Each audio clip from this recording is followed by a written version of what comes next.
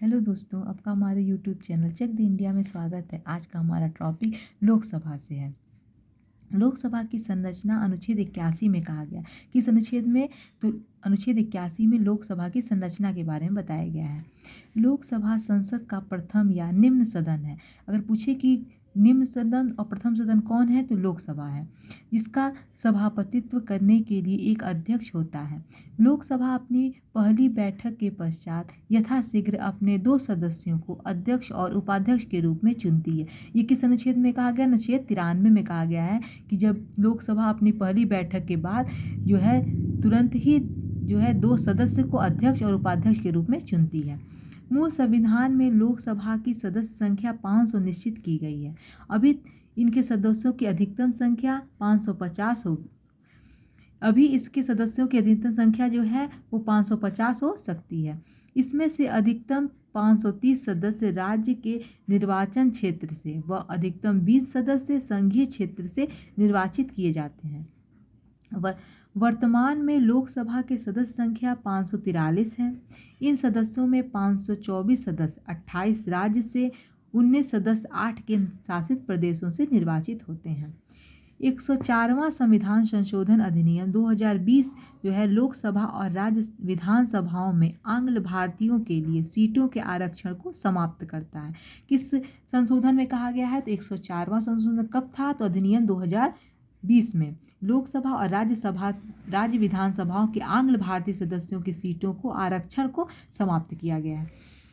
नए परिसीमन के बाद लोकसभा में अनुसूचित जातियों के लिए 84 स्थान एवं अनुसूचित जनजातियों के लिए 47 स्थान आरक्षित किए गए हैं। ये किस अनुच्छेद में कहा गया है? तो अनुच्छेद 330 में कहा गया है। 2001 ईस्वी में संसद द्वारा पारित 84वें संविधान संशोधन विधेयक के अनुसार लोकसभा एवं विधानसभाओं की सीटों की संख्या 2026 ईस्वी तक यथावत रखने का प्रावधान किया गया है। लोकसभा के सदस्यों का चुनाव गुप्त मतदान के द्वारा वयस्क मताधिकार जो कि 18 वर्ष होते हैं के आधार पर होता है। 61वें संविधान संशोधन 1989 ईस्वी के अनुसार भारत में अब 18 वर्ष की आयु प्राप्त व्यक्ति को वयस्क माना जाता है। लोकसभा में अनुसूचित जातियों एवं अनुसूचित जनजातियों के लिए राज्यवार जनसंख्या के अनुपात में आरक्षण का प्रावधान किया गया। ये किस अनुच्छेद में? अनुच्छेद 330 से 332 में कहा गया है। यह प्रावधान प्रारंभ में 10 वर्ष के लिए किया गया था, किंतु इसे संविधान संशोधन द्वारा हर 10 वर्ष में के लिए आगे बढ़ाया जा रहा है। वर्तमान में 104वें संविधान संशोधन 2019 द्वारा अनुच्छेद 334 में संशोधन कर लोकसभा में अनुसूचित जातियों व अनुसूचित जनजातियों के आरक्षण को 2030 तक के लिए बढ़ा दिया गया है। लोकसभा की सदस्यता के लिए अनिवार्य योग्यता निम्न है।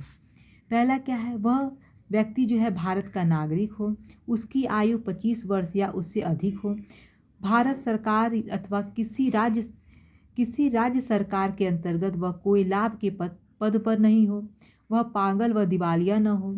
लोकसभा का अधिकतम कार्यकाल संभवतः 5 वर्ष का होता है। सामान्यतः ये 5 वर्ष का होता है। मंत्रिपरिषद जो होता है लोकसभा के प्रति सामूहिक रूप से उत्तरदायी होती है। ये किसमें कहा गया? अनुच्छेद 75 के 3 में कहा गया है कि जो है मंत्रिपरिषद लोकसभा के प्रति सामूहिक रूप से उत्तरदायी होती है। प्रधानमंत्री के परामर्श के आधार पर राष्ट्रपति के द्वारा लोकसभा को समय से पूर्व भंग किया जा सकता है। आपातकाल की घोषणा लागू होने पर विधि द्वारा संसद लोकसभा के कार्यकाल में वृद्धि कर सकती है, जो एक बार में 1 वर्ष से अधिक नहीं होगी। आपातकाल की घोषणा समाप्त हो जाने के बाद पश्चात इसका विस्तार किसी भी दशा में 6 महीने से अधिक नहीं होगी। 1976 ईस्वी में लोकसभा का कार्यकाल 2 बार 1-1 वर्ष के लिए बढ़ाया गया था। लोकसभा एवं राज्यसभा के अधिवेशन जो है राष्ट्रपति के द्वारा ही बुलाए और स्थगित किए जाते हैं। लोकसभा की 2 बैठकों में 6 माह से अधिक का अंतर नहीं होना चाहिए। जब तक संसद विधि द्वारा अन्यथा उपबंध न करे तब तक संसद के प्रत्येक सदन का अधिवेशन गठित करने के लिए गणपूर्ति सदस्य के सदस्यों की कुल संख्या का 10वां भाग होगी। यह किसमें कहा गया है? अनुच्छेद 100 के 3 में कहा गया है।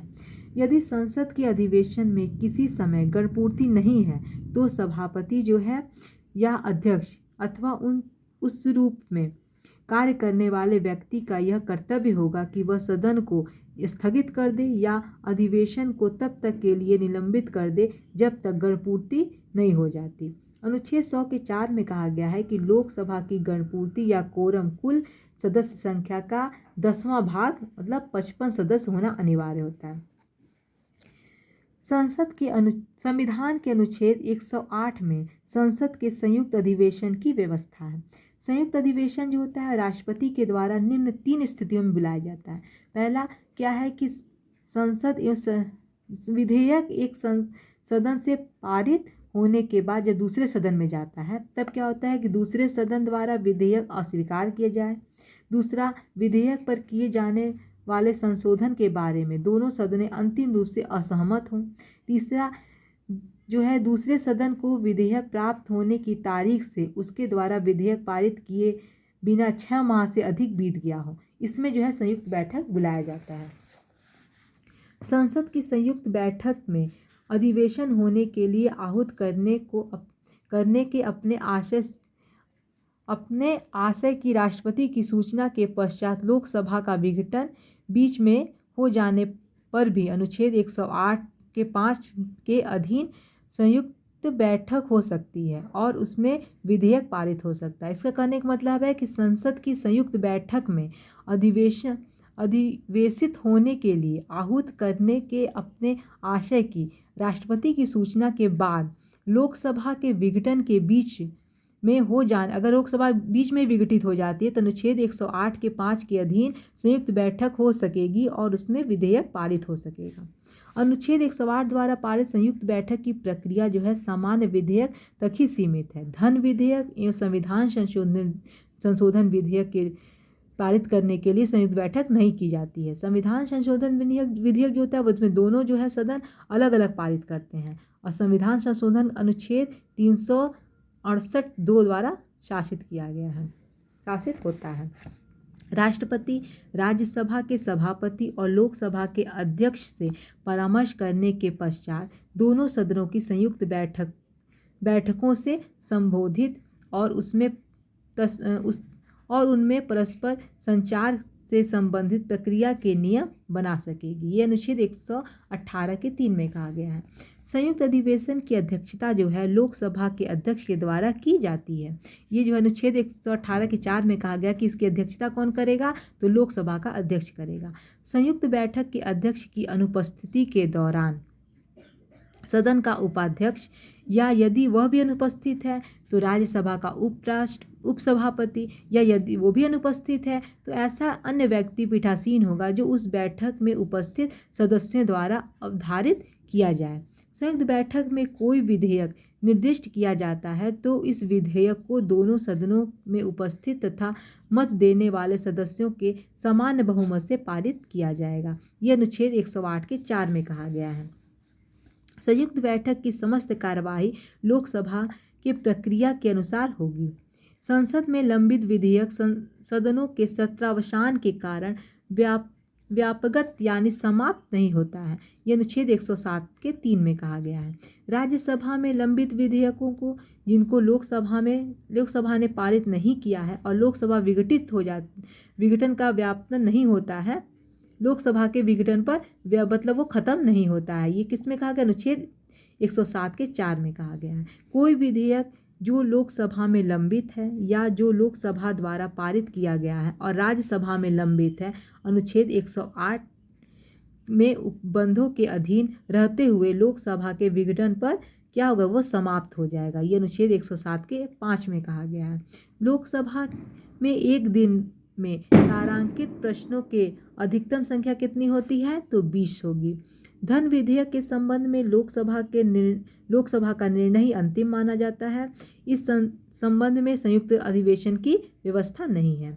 अविश्वास प्रस्ताव केवल लोकसभा में ही पुनः स्थापित किया जा सकता है। अविश्वास प्रस्ताव प्रस्तुत करने के लिए कम से कम 50 लोकसभा सदस्यों के समर्थन की जरूरत होती है, जबकि अविश्वास प्रस्ताव को पारित करने के लिए लोकसभा के सदस्यों के बहुमत की जरूरत होती है। यदि अविश्वास प्रस्ताव पारित हो जाता है तो सरकार क्या अपना इस्तीफा दे देती है।